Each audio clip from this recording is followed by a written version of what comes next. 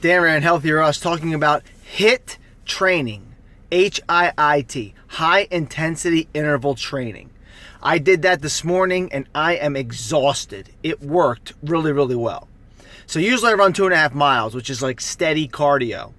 But there's a lot of more benefits to doing the HIIT training as opposed to the steady cardio. And the way it works is basically you just go all out as much as you can for about 20 to 30 seconds. And then you let your body recover for about 90 seconds. And then you repeat and you do it again. And you do this as much as you can.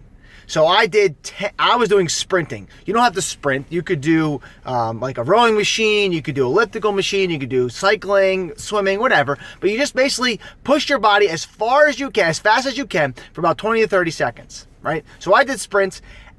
I did 10 of them. After the 6th one, I was like done. But I just kept pushing it because I wanted to get to 10. I had a magic number in my mind, 10. You don't have to do that, do maybe 7, do 8, do whatever you can do, especially the first time. So there's a lot of benefits to doing this HIIT training. Now, cardiovascular benefits, number one, is that 2 weeks of the HIIT training is equal to 8 weeks of steady cardio. Are you serious? 2 weeks as opposed to 8 weeks, the benefit? I'll take the 2 weeks, thank you.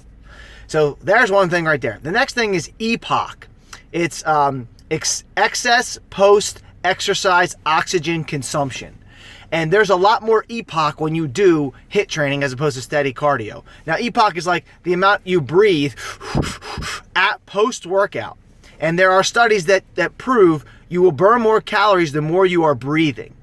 There's actually a TED Talk that talks about when you burn fat, you don't actually burn it, but your body uses it as energy and transforms it, and then part of it, waste, is carbon dioxide, and you're getting rid of it. So the more you're breathing, the more you're getting rid of the fat. Now some people say, can I just breathe and lose weight? No, it's not the way it works. The breathing is an effect of you doing the exercise, so you can't just do the breathing. So no, that won't work. Another thing that's good about the HIIT training is your muscle fibers have fast and slow twitch, right, inside them. And when you're doing steady cardio, you're really just working the slow twitch muscle fibers. But when you do the HIIT training, you're working the fast twitch muscle fibers. So it's good to do a little bit of both here. And especially for your heart, if you think, oh, I'm strengthening my heart, I'm running 2.5 miles, I'm running 5 miles. Well, really, you're only working your slow twitch muscle fibers. So really, you got to throw that high intensity training in there, the HIIT training, and then you work on the fast muscle fibers too. But the most important part, I think, the biggest benefit is that you will increase your HGH when you do HIIT training. Now, when I say HGH, human growth hormone, I am not talking about steroids. Your body produces naturally human growth hormone. And when you're growing up as a kid, human growth hormone will help you grow. But when you get older, there's a lot of benefits to human growth hormone, and a lot of people don't have a lot in their body. When you do HIIT training, this is going to sound ridiculous, it's going to increase HGH by 1,000%. 1,000%? Yeah. This is research. It's proven 1,000%. Now, what does the HGH do for you when you're older? It's going to help you with your muscle growth. It's going to help you with your fat burning, strength, longevity. It's going to help you with your anti-aging. It's going to help you with your healing, growth repair on a cellular level. This is a big deal because most people don't have high levels of HGH. And so all that stuff isn't happening as much as it is for somebody else who's doing HIIT training.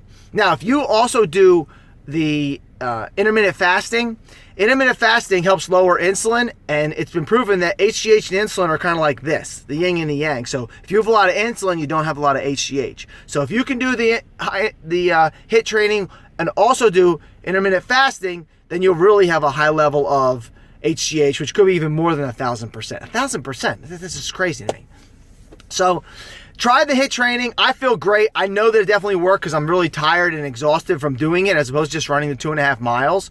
So try it yourself. One more benefit too you want to think about is if you want to model yourself after somebody, right? So think about the two types of runners. You might have a sprinter and you might have a long distance runner, right? Look at their body structures. Look at someone who is a sprinter and their physique as opposed to the physique of a long distance runner. I want to have the physique of a sprinter, not the physique of a long distance runner. I don't want to be I don't want to have smaller muscles and be able to run longer distances. I want to have a bigger muscles, and if I can't go as far, that's fine. But so one of the things you might want to do is you find someone you want to model after. So if I want to be a great basketball player, I model myself after a great basketball player. So same idea here. So think about the different runners, the physique of a sprinter, the physique of a long distance runner, and depending on what you want your physique to look like, you model after them. And what do the sprinters do? They do high intensity interval training, HIIT training. Good luck out there. Check it out. Healthier Us.